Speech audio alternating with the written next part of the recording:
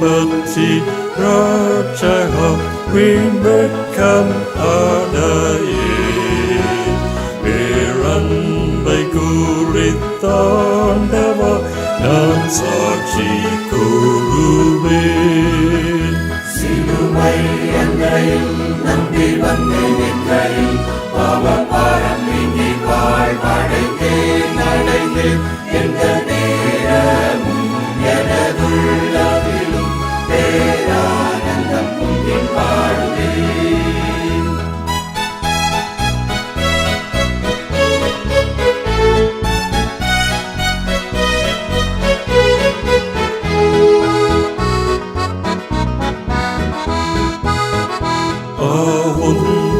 நல்ல நாமத்தை நான் நம்பி சார்வதா நீர் கைவிடி வேளையை காப்பி தேவாவியா. சிலுவை அன்றையில் நம்பி வந்து நின்றையில் பாவபாரம் நீங்கி வாழ்வடைந்தேன் அடைந்தேன் எந்த நேரமும் எனதுள்ளதிலும் பேரானந்தம் பொங்கி பாடுவேன்.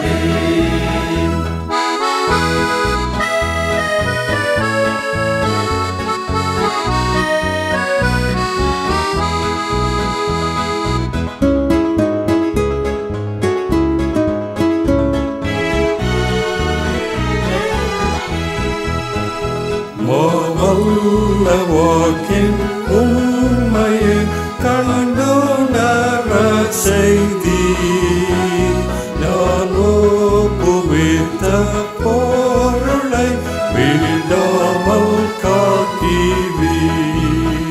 சிலுவை அன்றையில் நம்பி வந்து நின்றையில் பாவபாரம் நீங்கி வாழ்வடைந்தேன் அடைந்தேன் எந்த நேரமும் எனதுள்ளதிலும் பேரானந்தம் பொங்கி பாடுவேன்.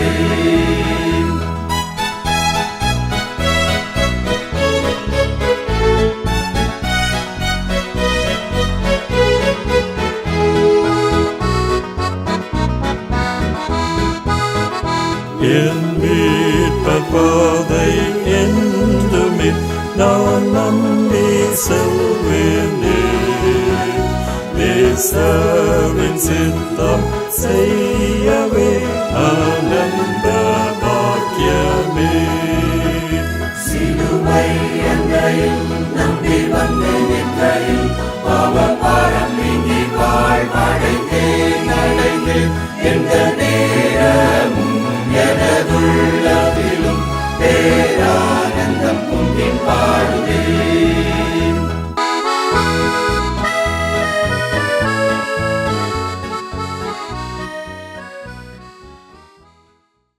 Praise the Lord. கர்த்தருடைய மகா பரிசுத்த நாமத்திற்கு ஸ்தோத்திரமும் துதியும் கனமும் மகிமையும் என்றென்றைக்கும் உண்டாவதாக. அருள்நாதர் ஆண்டவர் இயேசு கிறிஸ்துவின் உயிர்த்தெழுந்த திருநாமத்தினாலே அருமையான வார்த்தையின் வல்லமை என்கிற நிகழ்வை தொடர்ந்து பார்க்கிற தேவனுடைய பிள்ளைகளாக அனைவரையும் நிறைவான சந்தோஷத்தோடு கூட வாழ்த்தி இந்த நிகழ்வுக்கு வரவேற்கிறோம். பிதாவாகிய தேவனாலும் குமாரனாகிய இயேசு கிறிஸ்துவினாலும் உங்களுக்கு கிருபையும் சமாதானமும் பெருகுவதாக என்று உங்களை வாழ்த்துகிறோம். தேவன்தாமே உங்களையும் உங்கள் சந்ததிகளையும் அவருடைய வருகை பரியந்தம் கிருபையின் நிழலிலே மூடி மறைத்து ஆசீர்வதித்து பாதுகாத்து கொள்வாராக. இந்த அருமையான செய்தியை கேட்கிற அன்பின் பிள்ளைகளே, இந்த நாளின் செய்தி நமக்கு ஒரு இரட்சகர் தேவை. அந்த இரட்சகர் தேவை என்கிறபடினால தான் அது தேவன் நமக்கு இரட்சகர் தேவை என்கிறபடினால் அவரே குமாரனாக இரட்சகராக நமக்காக இந்த பூமியில் வந்தார். ஒரு இரட்சகர் இல்லாத பட்சத்தில் நம்மால் இந்த பூமியிலே தேவனோடு கூட வாழவோ ஒரு நிகழ்வான சந்தோஷமான வாழ்க்கை வாழவோ முடியாது. எந்த சூழ்நிலையிலும் எந்த நேரத்திலும் நமக்கு ஒரு இரட்சகர் தேவை. அதை அறிந்த தேவன் அவரே நமக்கு இரட்சகராக இந்த பூமியில் இறங்கி வந்தார்.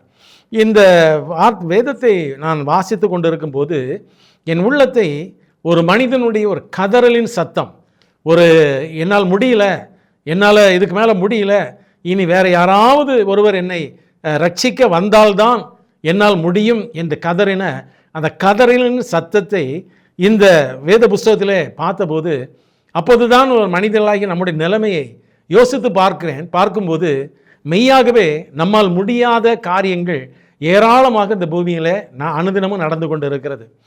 பல வேளைகளிலும் நாம் அப்படிப்பட்ட சூழ்நிலைகளில் அதோடு கூட நாம் சமரசம் செய்து கொண்டு இப்படிதான் வாழ்க்கை என்று நம்மை நாமே ஒருவேளை ஏமாற்றி நடந்து கொள்கிறோமா என்று கூட நினைக்க தோன்றுகிறது. ஆனால் அப்படி அல்ல. எந்த சூழ்நிலையிலும் உன்னை தூக்கி எடுக்க நான் இரட்சகராக இருக்கிறேன் என்று ஆண்டவர் நமக்கு உறுதிமொழி கொடுத்திருக்கிற வேளையில் நாம் அந்த இரட்சகருடைய கிருபையினால் நம்மால் முடியாத அப்படிப்பட்ட நெருக்கமான தப்பிக்க முடியாத நிலைமைகளில் அந்த இரட்சகரை நோக்கி நாம் அழைக்கும் போது அவர் நிச்சயமாக வந்து நம்ம ரட்சிக்க வல்லவராக இருக்கிறார். இதற்காக தேவன் எனக்கு ஞாபகப்படுத்தின வேத வசனம் ரோமர்கள் நிருபத்திலே 7ஆம் அதிகாரத்தை திருப்பி அதில் இருக்கிற 24வது வசனம். ரோமர் 7:24. அதில் ஒரு மனிதன் தன்னுடைய சரீரத்தில் இருக்கிற பாவத்தின் அழுத்தத்திலிருந்து தன் சரீரம் தன்னை பாவம் செய்து பாவத்திலிருந்து விடுதலை பெற முடியாதபடிக்கு அது தன்னை கட்டி வைத்திருக்கிற நிலைமையை உணர்ந்து கதறுகிற ஒரு கதறலை பார்க்கிறோம். அதற்கு மேலிருந்து கீழே நான் படித்து வாசித்து பார்க்கும்போது 19ஆம் வசனம் வாசிக்கும்போது, ஆதலால் நான் விரும்புகிற நன்மையை செய்யாமல் விரும்பாத தீமையை செய்கிறேன். நான் பாவம் செய்யணும், நான் தீமை செய்யணும் என்று நான் விரும்பவே இல்லை. நான் பாவம் செய்யக்கூடாது, நான் நல்லதே செய்ய வேண்டும் என்று விரும்புகிறேன். ஆனால் என்னால் அது முடியவில்லை. நான் எவ்வளவோ முயற்சி பார்க்கிறேன், சுயத்தில் முயற்சி பண்ணி பார்க்கிறேன், சில கட்டுப்பாடுகளை வைத்து பார்க்கிறேன். ஆனால் ஏதோ ஒரு மாம்சத்தில் இருக்கிற ஒரு பாவம் என்னுடைய கட்டுப்பாட்டையெல்லாம் உடைத்து என்னை மறுபடியும் என்னை அது அந்த பாவத்தில் தள்ளி விடுகிறது. இப்போது எனக்கு ஒரு இரட்சகர் தேவை. ஐயோ, எனக்கு ஒரு இரட்சகர் தேவை. ஆங்கில வேதாமத்தை வாசிக்கும் போது அதில் இவ்விதமாக சொல்லப்பட்டிருக்கிறது, what a wretched man I am, who shall rescue me என்று அவர் கேட்கிறார். wretched என்று சொன்னால் ஒரு பரிதபிக்கக்கூடிய ஒரு நிலைமை, ஹெல்ப்லெஸ், அதாவது உதவியற்ற ஒரு நிலைமை, அதாவது பரிதபிக்கக்கூடிய நிலைமை, தன்னால் தன்னையே காப்பாற்றிக் கொள்ள முடியாத ஒரு பரிதாபமான நிலைமை. ஸோ அவர் கேட்கிறார், who shall rescue என்பது இன்னொரு மனிதன் நாம் முடியாதபடி இருக்கும்போது, விசேஷமாக அது எப்படி சொல்லலாம் என்று சொன்னால், இந்த வெள்ளம் வருகிற காலங்களிலே, பயங்கரமான மழை காலங்களிலே, அணைகளில் வெள்ளங்கள் பெருகும்போது, ஆறுகளிலே அவர்கள் மதகுகளை திறந்து தண்ணீரை அனுப்பும்போது, அவைகள் பெருக்கெடுத்து ஓடும்போது, அதில் ஜனங்கள் அந்த வெள்ளத்தில் அடித்து கொண்டு போய் விடாதபடிக்கு அந்த ரெஸ்கியூ டீம் என்று வைத்திருப்பார்கள். அந்த ஜனங்களை காப்பாற்றுவதற்காக அந்த ரட்சிப்பதற்கு ஒரு கூட்டத்தை வைத்திருப்பார்கள். அதில் இருக்கிற ஜனங்கள் இந்த வெள்ளத்தில் அடித்து செல்லக்கூடிய ஜனங்களை, இன்னும் இப்படிப்பட்ட கட்டிடங்களில் இடிபாடுகளுக்குள் இருக்கிற ஜனங்களை, நெருப்புகள் பிடித்த கட்டிடங்களிலிருந்து உள்ளே சிக்கி தவிக்கிற ஜனங்களை காப்பாற்றுகிற அந்த குழுவுக்கு பேர் ரெஸ்கியூ டீம் என்று சொல்லுவார்கள். அப்போ அந்த ஜனங்கள் தாங்களே விடுவித்துக் கொள்ள முடியாதபடி இருக்கிற சூழ்நிலைகளே அவள் விடுவித்துக் கொள்வதற்கு இன்னொரு நபர் அந்த ஆபத்தான இடத்திற்கு கடந்து செல்ல வேண்டியது இருக்கு. பார்த்தீர்களா? அதே போலவே இந்த மனிதனும் என்ன கேட்கிறான், என்னால் இந்த பாவத்திலிருந்து வெளிவர முடியவில்லை, இந்த பாவத்திற்குள் இறங்கி என்னை அதற்குள்ளிருந்து வெளியே கொண்டு வருவதற்கு ஒரு இரட்சகர் உண்டா, ஒரு இரட்சகர் இருக்கிறாரா என்று அவன் கதறுகிற கதறலை நான் வேத புஸ்தகத்தில் வாசிக்கிறோம். பிரியமான ஆண்டவருடைய பிள்ளைகளே, ஒரு பாவத்திற்கு மாத்திரமல்ல, உலகத்தின் நம்முடைய வாழ்க்கையின் பல சூழ்நிலைகளிலே நாம் இப்படி நம்மால் எழுந்திருக்க முடியாதபடிக்கு சிக்கி தவிக்கும் போது, பெருவெள்ளம் நம்மை அடித்து உருண்டு கொண்டு போவதை போல நம்முடைய பலன்கள், ஞானங்கள், நம்முடைய திறமைகள் எல்லாம் நம்மை விட்டு போய் இனிமேல் என்னால் தப்பிக்க முடியாது என்று நாம் அப்படியே அதோடு முடிந்தோம் என்று நினைக்கிற சூழ்நிலையிலே நமக்கு ஒரு இரட்சகர் தேவைப்படுகிறார் அல்லவா? அந்த இரட்சகர் தான் ஆண்டவராய் இயேசு கிறிஸ்து. இந்த நல்ல மாலை வேளையில் இந்த செய்தியை கேட்கிற அருமையான பிள்ளைகளே, ஆண்டவர் இந்த மாலை வேளையில் அதை நீங்கள் அறிந்திருக்க வேண்டும் என்று விரும்புகிறார். நீங்கள் இருக்கிற அந்த சூழ்நிலையிலேயே நீங்கள் அழிந்து போக வேண்டும் என்று விரும்புகிற தேவன் அல்ல. உங்கள் வாழ்க்கையின் சூழ்நிலை எந்த சூழ்நிலையாக இருந்தாலும் சரி, அந்த சூழ்நிலையில் இருந்து உங்களை தூக்கி எடுக்க நம்முடைய தேவன் வல்லவராக இருக்கிறார் என்று அவர் சொல்கிறார். நம்முடைய அந்த மோசமான சூழ்நிலையிலே அந்த சூழ்நிலைக்குள் அவரே இறங்கி வந்து நம்மை அங்கிருந்து தூக்கி எடுக்க அவர் எப்போது நமக்காக உதவி செய்ய காத்திருக்கிறவராக இருக்கிறார் என்று நாம் எல்லாரும் அறிந்திருக்க வேண்டும் என்று கர்த்தர் விரும்புகிறார். சேஷம் இந்த மனிதனுடைய வாழ்க்கையிலே அவன் நன்மை செய்ய வேண்டும் விரும்புகிறான், பாவமே செய்யக்கூடாது என்று விரும்புகிறான். இன்றைக்கு உலகத்தில் அநேக பிள்ளைகளாகிய நாம் இப்படித்தான் பாவம் செய்யக்கூடாது, பாவம் செய்தால் தேவனுக்கு அவருக்கு அது விருப்பமாக இருக்காது, நாம் தேவனை சந்தோஷப்படுத்த முடியாது என்றெல்லாம் பல தீர்மானங்களை நாம் எடுக்கிறோம். ஆனாலும் கூட பல வேளைகளிலே இந்த பயங்கரமான பாவம் நம்மை மேற்கொண்டு விடுகிறபடினால நாம் பல தேவனுக்கு முன்பதாக குற்றமற்றவர்களாய் காணப்படுவதைப் போல நாம் சங்கடப்படுகிறோம். இன்றைக்கும் ஆண்டவர் சொல்கிறார், அப்படி இருக்கிற உன்னை அந்த பாவத்தில் தூக்கி எடுக்க நான் உன்னுடைய இரட்சகராக உன்னோடு கூட வருகிறேன் என்று சொல்கிறார். பிரியமான ஆண்டவருடைய பிள்ளை, who shall rescue me? என்னை மீட்கிறவர்கள் யார்? என்னை மீட்கிறவர் யார்? இப்படி பல சூழ்நிலைகளிலே வேதத்தில் அநேக ஜனங்களை பார்க்கிறோம். விசேஷமாக நீங்கள் நியாயாதிபதிகளின் புஸ்தகத்தில் 14வது அதிகாரம் 1 வசனத்தில் திம்னாத்துக்கு போய் திம்னாத்தின் பெலிஸ்தன் குமாரத்தி ஒரு பெண்ணை கண்டு அவளை அவன் ரொம்ப விரும்புகிறான், அவளை அவர்கள் திருமணம் செய்து கொடுக்கிறார்கள். ஆனால் பிரியமான ஆண்டவருடைய பிள்ளைகளே, சிம்சோன் அந்த பெண்ணோடு கூட இருக்கிற ஒரு பிணக்கத்தினாலே, அந்த குடும்பத்தில் ஒரு பிணக்கத்தினாலே சிம்சோன் அந்த ஜனங்களுக்கு ஒரு பயங்கரமான ஒரு விடுகதை சொல்கிறான். அந்த விடுகதையை அவளால் அவிழ்க்க முடியவில்லை. உடனே அவனுடைய மனைவியை அவர்கள் வசப்படுத்தி அவளிடத்தில் அந்த ரகசியத்தை கேட்டு அந்த அவனுடைய நண்பர்களுக்கு தோழர்களுக்கு அவன் மாற்று வஸ்திரம் கொடுக்க வேதம் சொல்லுகிறது. நியாயாதிபதிகள் 14ஆம் அதிகாரம் 17வது வசனத்தில் விருந்துண்கிற 7 நாளும் அவன் முன்பாக அழுது கொண்டே இருந்தாள். 7ஆம் நாளிலே அவன் அவளை அலட்டி கொண்டிருந்தபடினால் அவளுக்கு விடுவித்தான். அப்பொழுது அவன் தன் ஜனங்களுக்கு அந்த விடுதலையை சொன்னாள். அப்போ அவன் போய் என்ன பண்றான், அந்த ஜனங்களை 30 பேரை 19ஆம் வசனத்தில் 30 பெலிஸ்தர்களை கொண்டு அவனுடைய வஸ்திரங்களை உரிந்து கொண்டு வந்து அவங்க கொடுத்துட்டு இவன் கோபமாய் போய்விடுகிறான். இந்த மனைவி அவனுக்கு துரோகம் செய்தால் கோபமாய் போய்விடுகிறான். ஆனால் வேதம் சொல்லுகிறது, அந்த பெண் ஜாதியோ வென்றால் அவனுடைய தோழரில் ஒருவனுக்கு அவங்க தகப்பனார் திருமணம் செய்து விடுகிறார். அப்போ சிம்சோன் திரும்ப வருகிறார், மனைவியை பார்க்க வருகிறார். அப்போ அந்த ஆள் சொல்றாரு, உன் மனைவியை வேற ஒன்று திருமணம் செய்து விட்டேன் அப்படின்னு சொல்கிறார். உடனே ஒரு கோபம் வந்து அவர் என்ன செய்கிறார், கர்த்தருடைய ஆவி பலமாக இறங்குறதுனால ஒரு கழுதையின் பச்சை தாடை எலும்பு எடுத்து அதனால வேதம் சொல்லுகிறது 1000 பேரை கொண்டு போட்டான்.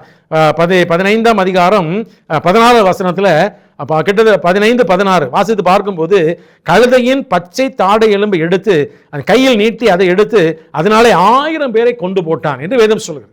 ஆண்டவர் அவனுக்கு ஒரு அனுகூலம் பண்ணுகிறார். ஆனால் அவன் 1000 பேரை கொண்டு போட்ட பிறகு இப்போது ஒரு பரிதாபமான நிலைக்குள் வருகிற என்னவென்றால் தண்ணீர் தாகம் எடுத்து சோர்ந்து அங்கே விழுந்து விடுகிறார். அதே இடத்துல 1000 பேரை கொண்ட சிம்சோன் தன் சரீரத்தில் உள்ள பலகீனமெல்லாம் அற்று போயிட்டு சோர்ந்து விழுந்து விடுகிறார். இப்போது சிம்சோன் ஒரு நிர்பந்தமான மனுஷனாய் மாறி விடுகிறார். இதுவரையிலும் தேவ பலனோடு இருந்த சிம்சோன் இப்போது நிர்பந்தமான நிலைமை. இந்த நிலைமையில ஒரு பெலிஸ்தன் வந்தால் கூட சிம்சோனால் எழுந்து அவனை அடிக்கவோ அவனை ஜெயிக்கவோ முடியாது. அவ்வளவு பலகீனமாக ஆகி தாகத்தினால் வறண்டு அந்த இடத்துல விழுந்து விடுகிறான். இந்த சூழ்நிலையிலே வேதம் சொல்கிறது 18வது வசனத்தில் அவன் மிகவும் தாகமடைந்து கர்த்தரை நோக்கி கூப்பிட்டு, தேவரீர் உமது அடியேன் கையினால் இந்த பெரிய ரட்சிப்பை கட்டளையிட்டு இருக்க, இப்பொழுது நான் தாகத்தினால் செத்து விருத்த சேதம் இல்லாத இவன் கையில விழுந்து போக வேண்டுமோ என்றவன் காத்திருக்கிறான். ஆண்டவரே, நீர் இவ்வளவு பெரிய ரட்சிப்பை தந்தீர், 1000 பேரை கொண்டு போட்டேன், ஆனால் இப்போதோ நிர்பந்தமான ஒரு மனுஷன், சரீரத்தில் கடுகளவேனும் பலன் இல்லை. ஆண்டவரே, நான் உம்மால் அழைக்கப்பட்ட ஒரு மனிதன் தான், ஆனால் இப்போது ஒரு பெலிஸ்தன் வந்தால் கூட என்னை கொண்டு போடுவான். ஆண்டவரே, நான் நிர்பந்தமான நிலைமையில் இருக்கிறேன், என்னால் எழுந்திருக்க முடியவில்லை, பயங்கரமான தாகமாக இருக்கிறது, நான் தகப்பனே நீர் என்னை காப்பாற்றும் என்று ஆண்டவர் கேட்கிறார். ஏனென்றால் அந்த இடத்தில் சிம்சோனுக்கு உதவி செய்ய ஒருவருமே இல்லை. அந்த இடத்தில் சிம்சோனுடைய சத்தத்தை கேட்க ஒருவனுமே இல்லை. சிம்சோன் அந்த இடத்திலே தன்னந்தனியாக எழுந்திருக்க முடியாதவனாக அவன் அப்படியே சோர்ந்து விழுந்து கிடக்கிறான். வேதம் சொல்கிறது 19ஆம் வசனத்தில் 15ஆம் அதிகாரம் 19, அப்பொழுது தேவன் லேகியுள்ள பள்ளத்தாக்கை பிளக்க பண்ணினார், அதிலிருந்து தண்ணீர் ஓடி வந்தது, அவன் குடித்த போது அவன் உயிர் திரும்ப வந்தது, அவன் பிழைத்தான். நல்லா கவனிங்க, மரணத்திற்கு சமீபமாய் போய்விட்டார். தாகத்தினால சோர்ந்து போய் மரணத்துக்கு சமீபமாய் சிம்சோன் போயாயிற்று. ஆனால் தேவன் அங்கே ஒரு இரட்சகராக கர்த்தர் இறங்கி வருகிறார். சிம்சோனை காப்பாற்றும்படியாக ஒரு இரட்சகராக இறங்கி வந்து லேகியில் உள்ள பள்ளத்தாக்கை தேவன் பிளக்கிறார் என்று வேதம் சொல்கிறது.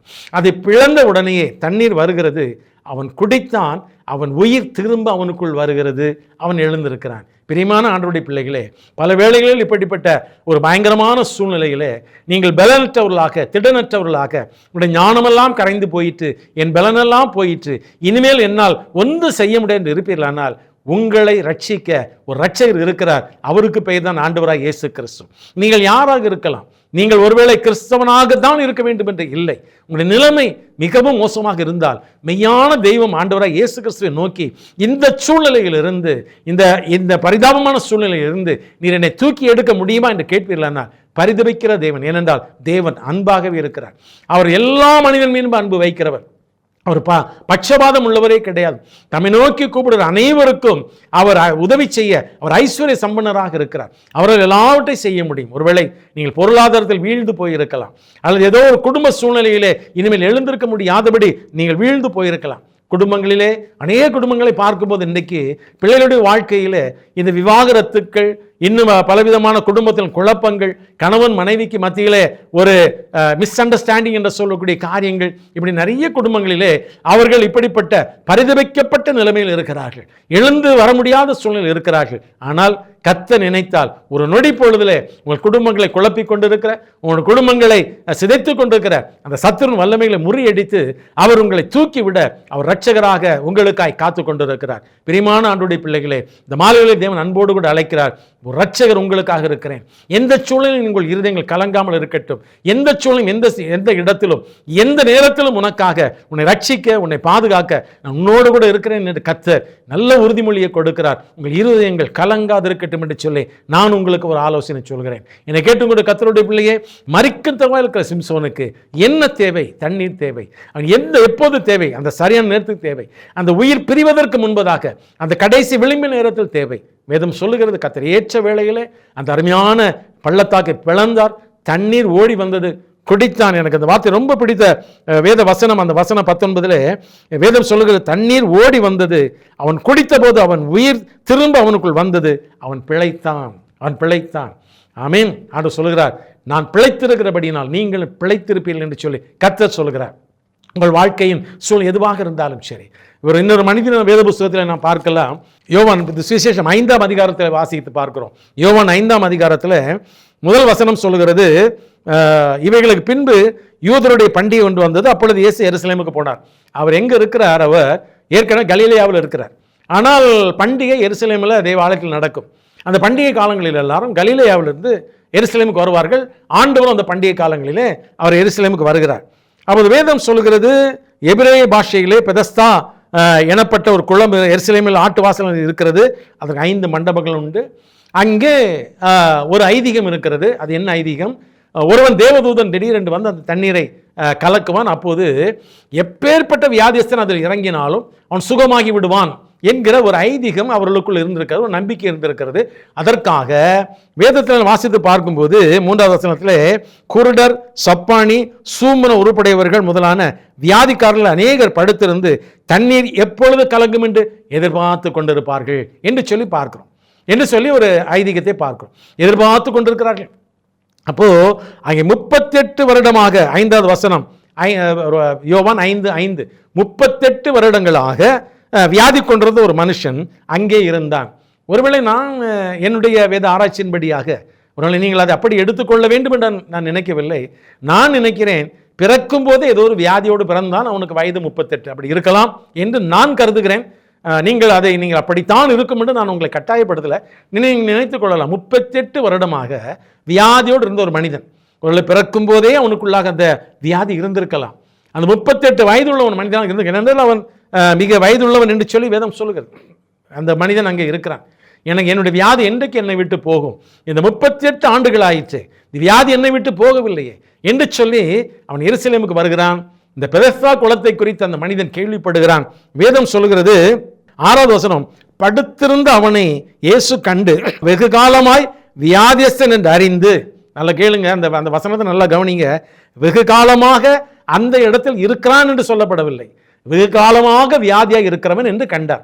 ஒருவேளை இந்த பட்டணத்துக்காரனோ வெளிப்பட்டணத்துக்காரனோ ஒருவேளை பண்டிகைக்கு வந்து இந்த பெதஸ்தா குளத்தை குறித்து கேள்விப்பட்ட உடனேயே இப்படி ஒரு இடம் இருக்கிறதோ என்று அங்கே வந்திருக்கலாம்.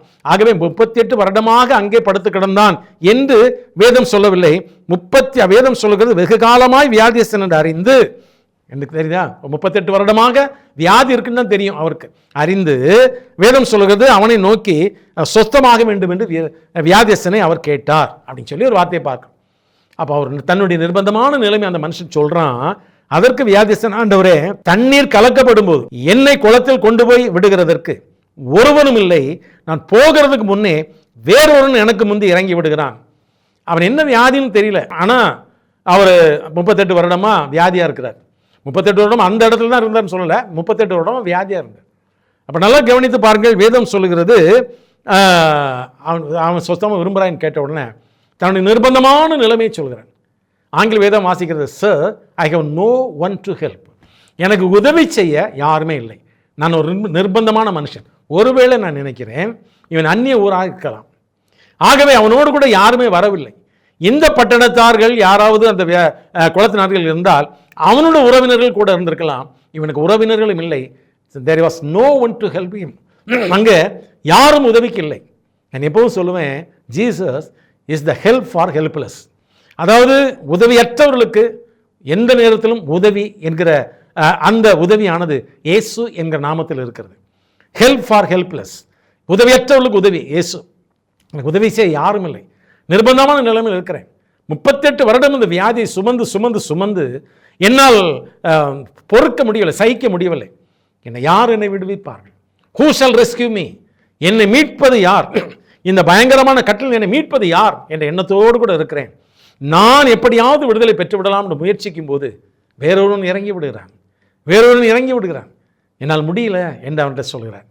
உடனே கர்த்தர் சொல்கிறார், பாருங்க, இயேசு அவனை நோக்கி 8வது வசனத்தில், எழுந்துரு, உன் படுக்கை எடுத்துக்கொண்டு நட சொல்லி, அங்கே நிறைய கூட்டம் இருந்தாங்க. நல்லா கவனிங்க, இயேசு அப்படி மறந்து போய் விடுகிறார். இவன் படுக்கை எடுத்துக்கொண்டு நட என்று இயேசு சொன்ன அந்த ஒரு வார்த்தை இல்லையே, அந்த வார்த்தை நேராக அவனுக்கு நேராக போகிறது. அந்த வார்த்தை அவனை தொடுகிறது. அவன் எழுந்திருக்கிறான், அவன் படுக்கை விட்டு எழுந்திருக்கிறான். ஆனால் தன்னை சுகப்படுத்தினவர் யார் என்று அவனுக்கே தெரியாது, தன்னை சொஸ்தப்படுத்தினவர் யார் என்று அவனுக்கே தெரியாது. நல்லா கவனிங்க, இது ரொம்ப அருமையான ஒரு ரகசியம். ஒருவேளை ஆண்டவர் அங்கே நின்று, நான் தான் சொஸ்தப்படுத்தினேன், நான் தான் சுகப்படுத்தினேன், தேவதூதனை விட நான் பெரியவர், தேவதூதன் செய்ய முடியாதது நான் அவனுக்கு செய்தேன் என்று ஆண்டவர் சொல்வதற்காக நிற்கவில்லை. கர்த்தர் அப்படியே மறைந்து போய்விட்டார். வேதம் சொல்கிறது, உடனே அந்த 9ஆம் வசனத்தில் சொஸ்தமாகி தன் படுக்கை எடுத்துக்கொண்டு நடந்து போனான். அடுத்து அந்த நாள் ஓய்வு நாளாக இருந்தது. நிறைய காரியங்களை பார்க்குறோம். நான் இப்போ என்ன சொல்ல வரேன் அப்படின்னா, இந்த மனிதன் பாருங்க, வேதத்தில் வாசித்து பார்க்கும்போது, சொஸ்தமாக்கப்பட்டவன் அவர் இன்னார் என்று அறியவில்லை, அவரது ஜனங்கள் கூட்டமாக இருந்தபடியினால் இயேசு விலகி இருந்தார். ஏன் சொஸ்தமாக்குறது யாருன்னே தெரியல, சுகப்படுறது யாருன்னே தெரியல. நல்லா கவனிங்க, உங்களுக்கு யார் சுகப்படுத்துவாங்க? உங்களை இந்த பரிதாபம் நிலைமையில் இருந்து என்னை யார் தூக்கி விட முடியும்னு தெரியாமல் இருந்திருக்கலாம். இன்றைக்கி தெரியுது, இயேசுதான் உங்களை தூக்கி விட முடியும். இன்றைக்கு கர்த்தர் அதை நீங்கள் அறிய வேண்டும் என்று விரும்புகிறார், நீங்கள் தெரிந்து கொள்ள வேண்டும் என்று விரும்புகிறார். எந்த சூழ்நிலையிலும் எந்த இடத்திலும் நீ யாராக இருந்தாலும் சரி, ஆண்டவரே எனக்கு உதவி செய்ய யாருமே இல்லை, no one to help me, எனக்கு உதவி செய்ய யாருமே இல்லை, நான் தனித்து நிற்கிறேன், நான் நிர்பந்தமான நிலைமையில் இருக்கிறேன், நான் கைவிடப்பட்ட நிலைமையில் இருக்கிறேன், யாராவது என்னை இறக்கி விட முடியும்? ஒருவேளை இந்த கோணத்தில் பார்த்துக்கலாம், நீராவது என்னை தண்ணீர் இறக்கி விடுவீரா? நீராவது இந்த தேவதூதன் கலக்கும்போது என்னை இறக்கி விட்டு விட முடியுமா என்று அந்த கோணத்தில் அவன் பேசியிருக்கலாம். ஆனால் நடந்தது என்ன? அவன் எதிர்பார்க்கவே இல்லை, அவன் நினைக்கவே இல்லை, அவன் ஒருவேளை இப்படியெல்லாம் நடக்கும் என்று கனவு கூட காணவில்லை. அவன் எழுந்தான், நடந்தான். அவன் எங்கே போனான்? வேதம் சொல்லுகிறது 14வது வசனத்தில், அதன் பின்பு இயேசு அவனை தேவ ஆலயத்தில் பார்க்கிறார். நல்ல கவனிங்க, அவனை சொஸ்தப்படுறது யாருன்னே தெரியாது. அப்போ சுற்றி முற்றி பார்த்துருப்பான். ஒருவேளை அவன் நினைத்திருப்பான், தெய்வமே என்னை சொஸ்தப்படுத்தி இருக்கலாம், கடவுளே என்னை சொஸ்தப்படுத்தி இருக்கலாம். ஆக நான் தேவ ஆலயத்திற்கு போகிறேன் என்று சொல்லி அவன் தேவ ஆலயத்திற்கு போகிறான். இயேசு அவனை அங்கே பார்க்கிறான். இயேசு அவனை அங்கே பார்த்து வேதம் சொல்லுகிறது, இதோ நீ சொஸ்தமானாய், நீ அதிக கேடானது ஒன்றும் உனக்கு வராதபடி இனி பாவம் செய்யாதே. அப்படின்னால் உனக்கு அந்த வியாதி வந்தது உன்னுடைய பாவத்தை நிமித்தம், இனி பாவம் செய்யாத, அந்த வியாதி திரும்ப வராதபடி போ அப்படின்னு சொல்லி சொல்றாரு இல்லையா? வேதம் சொல்லுகிறது 15வது வசனத்தை வாசிக்கும் போது, அந்த மனுஷன் போய் தன்னை சொஸ்தமாக்கினவர் இயேசு என்று ஊதர்களுக்கு அறிவித்தான். இப்போ போய் பாருங்க, தேவ ஆலயத்தில் போய் நிற்கிறான். இயேசு தேவ ஆலயத்திற்கு போகிறார், அங்கே பண்டிகை காலங்கள் போகிறார், அவனை பார்க்கிறார். சொஸ்தமாக்கிட்டப்பா, சொஸ்தமாகிட்ட, இனி பாவம் செய்யாதே. உடனே அவன் தெரிஞ்சான், இவர் தான் என்னை சுகப்படுத்தினவர். ஏன்? எதனால? நான் நினைக்கிறேன் அந்த குரல், படுக்கை எடுத்துக்கொண்டு நட என்று சொன்னார் பார்த்தீங்களா, அந்த குரல் இப்போது இனி பாவம் செய்யாது என்று சொல்கிறது. இனி பாவம் செய்யாது என்று சொன்ன உடனே அந்த சத்தத்தை கேட்கிறான், புரிந்து கொண்டான், நீர்தான் என்னை சுகப்படுத்தினவர் இயேசு என்று சொல்லி அவன் ஜனங்களுக்கு சொல்கிறான். என்னை கேட்டுக்கொண்டு கர்த்தருடைய பிள்ளையே, இன்றைக்கு நம்ம சுகப்படுத்துவர் இயேசு என்பதை புரிந்து கொள்ள வேண்டும். நம்மை நிர்பந்தமான நிலைமை தூக்கி விடுவர் இயேசு என்பதை நாம் அறிந்து கொள்ள வேண்டும். வேத புத்தகத்தில் எத்தனையோ காரியங்களை பார்க்கலாம். ஆனால் இந்த மாலை வேளையிலே தேவன் உங்களோடு கூட சொல்ல விரும்பக்கூடிய காரியம், oh what a wretched man I am, what a wretched person I am. ஐயோ, ஒரு நிர்பந்தமான மனுஷன் தான், ஒரு நிர்பந்தமான நிலைமையில் இருக்கிறேன், ஒரு நிர்பந்தமான சூழ்நிலையில் இருக்கிறேன். என்னை யார் ரட்சிக்க முடியும்? Who shall rescue me? யார் என்னை தூக்கிவிட முடியும்? என்னை காட்டாற்று வெள்ளம் அடித்து கொண்டு போவதை போல என்னை உருட்டி கொண்டு போகிறதே, என் கையை பிடித்து தூக்கிவிட யார் உண்டு என்று கதறுவீர்களானால் இயேசு சொல்கிறார், நான் உண்டு உன்னை தூக்கிவிட, நான் உன்னுடைய ரட்சகர், நான் உன்னை தூக்கி எடுக்க முடியும். அநேகருடைய கண்களிலே இந்த செய்தியை கேட்கும் போதே கண்ணீர் பனித்துளிகளை வருவதை கர்த்தர் எனக்கு சொல்கிறார். அநேகர் கண்ணீரோடு கூட இந்த செய்தியை கேட்கிறீர்கள். கர்த்தர் என்னோடு கூட பேசுகிறார். என்னுடைய வாழ்க்கை இப்படி தான் இருக்கிறது, நிலைமை தலைக்கு மேலாய் போயிற்று, இனிமேல் நான் என்ன செய்வேன் என்ற ஒரு கண்ணீரோடு கூட இந்த செய்தி நீங்கள் பார்த்து கொண்டு இருக்கிறீர்கள். பிரியமான தேவனுடைய பிள்ளையே, இயேசு உனக்கு சொல்கிறார், ஏன் அழுகிறாய், ஏன் கண்ணீர் விடுகிறாய், உன்னை தூக்கி விட நான் இருக்கிறேன், என்னை நோக்கி கூப்பிடு என்று கர்த்தர் சொல்கிறார். எரேமியா 33:3 சொல்வதை போல, என்னை நோக்கி கூப்பிடு, நான் உனக்கு உத்தரவு கொடுத்து நீ அறியாத உனக்கு எட்டாததான பெரிய காரியங்களை உனக்கு தெரிவிப்பேன் என்று கர்த்தர் சொல்கிறார். அதை உனக்கு சொல்லுவேன் என்று கர்த்தர் சொல்கிறார். உங்கள் கண்ணீரை துடைத்துக் கொள்ளுங்கள். உங்கள் ரட்சிக்க ஒருவர் உண்டு, யார் உண்டு யார் உண்டு கதற வேண்டிய அவசியம் இல்லை, இதோ இருக்கு என்று சொல்கிறார். கர்த்தர் காரணமில்லாமல் அந்த வார்த்தைகளை பேசுகிறவர் அல்ல, முகாந்திரமில்லாமல் பேசுகிற தேவன் அல்ல. இன்றைக்கு உங்களை கட்டவிழ்த்து விட்டு உங்களுடைய அந்த நிர்பந்தமான நிலைமையில் உங்களை தூக்கிவிட அவர் வாஞ்சி உள்ளவராக, உங்கள் மேல் அன்புள்ளவர்களாக உங்களுக்கு நேராக கர்த்தர் கடந்து வந்திருக்கிறார். உங்கள் இருதயங்கள் கலங்காதிருப்பதாக. எந்த மனிதன் கைவிட்டாலும் கைவிடாத நேசர் ஒருவர் உண்டு உங்களுக்காக. யார் உங்களை தூக்கி எறிந்தாலும் உங்களை நினைத்துக் கொள்கிற ஒருவர் உண்டு. நீங்கள் யார் என்பது பிரச்சனை அல்ல, நீங்கள் எப்படிப்பட்ட மனிதன் என்று பிரச்சனை அல்ல. ஒருவேளை இயேசுவை நீங்கள் ஏற்றுக்கொள்ளாது இருக்கலாம், ஒருவேளை இயேசுவை நீங்கள் நிந்தித்திருக்கலாம், இயேசுடைய காரியங்களை நீங்கள் துச்சமாக நினைத்திருக்கலாம். ஆனால் அவர் அண்டை வரும்போது அவர் அன்போடு கூட சேர்த்துக் கொள்கிறவர். உங்களை புறக்கணிக்கிற தேவன் அல்ல, தேவன் உங்களை புறம்பே தள்ளுகிற தேவன் அல்ல. என்னிடத்தில் வந்து ஒருவனையும் புறம்பே தள்ளுவது என்று சொன்ன அன்பு நிறைந்த ஆண்டவர் அழைக்கிறார். நீங்கள் அவரிடத்தில் வர முடியுமா? நிர்பந்தமான நிலைமையை அவர் தூக்கி எடுத்து உங்களை முந்தின சீருக்கு நேராக ஆசீர்வதிக்க தேவன் விரும்புகிறார், அழைக்கிறார். ஒப்புக் கொடுக்கலாமா? நல்ல தகப்பனையும் நன்றியோடு துதிக்கிறோம். இந்த மாலை வேளையில் எங்களோடு பேசுகிற வார்த்தைகளுக்காக ஸ்தோத்திரம். மெய்யாகவே நாங்கள் நிர்பந்தமான நிலைமையில் இருக்கிறோம், எப்படி தப்பித்துக் கொள்வோம் என்று தெரியாது. எல்லா பகுதிகளிலும் எங்கள் வாசல் அடைக்கப்பட்டதே போல் இருக்கிறது. ஆனால் நீ சொல்லிக்க, நானே வாசல், உம்மால் திறக்கக்கூடாத வாசல் ஒன்றும் இல்லை. செய்தியை கேட்கிற பிள்ளைகள் யாராவது இப்படிப்பட்ட நிலைமையில் இருப்பார்கள் என்றால் இன்றைக்கு அவர்களுக்கான விடுதலையின் வாசலை கர்த்தர் திறப்பீராக, விடுவிப்பீராக, சங்கிலிகளை கட்டவிழ்த்து விடுவீராக. அந்த லிபர்ட்டி ஆண்டவரே, அந்த சுதந்திரம், விசேஷமாக அந்த ரெஸ்கியூ கண்டிஷன் அவள் மீது இறங்கட்டும் ஆண்டவரே. அந்த விடுதலையின் காரியத்தை அனுபவிக்கட்டும். இன்று முதல் உம்முடைய பிள்ளைகள் இனிமேல் அந்த கட்டில் இருக்க வேண்டிய அவசியம் இல்லை என்ற வார்த்தையை கர்த்தர் அவளுக்கு நேராக அனுப்பி அவளை விடுதலையாக்கும்படியாக ஜெபிக்கிறேன். உதவி செய்யும், உம்முடைய நாமத்தை மகிமைப்படுத்தும். இயேசு ரட்சகர் மூலமாக நீர் இந்த பிள்ளைகள் விடுவிக்க போவதற்காக நன்றி செலுத்துகிறேன். ஜீவனுள்ள நல்ல பிதாவே, ஆமேன் ஆமேன். எனக்கு அன்பானுள்ளே, கர்த்தர் உங்களை விடுவிக்கிறார். அவரை சார்ந்து கொள்ளுங்கள், கூப்பிடுங்கள். God bless you all.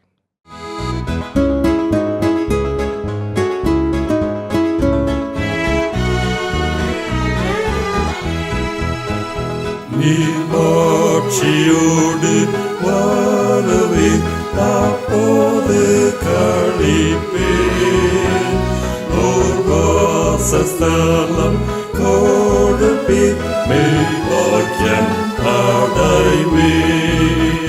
சிலுவை அன்னையில் நம்பி வந்து நிற்கையில் பாவ பாரம் நீங்கி வாழ்வடைந்தேன், அடைந்தேன் என்ற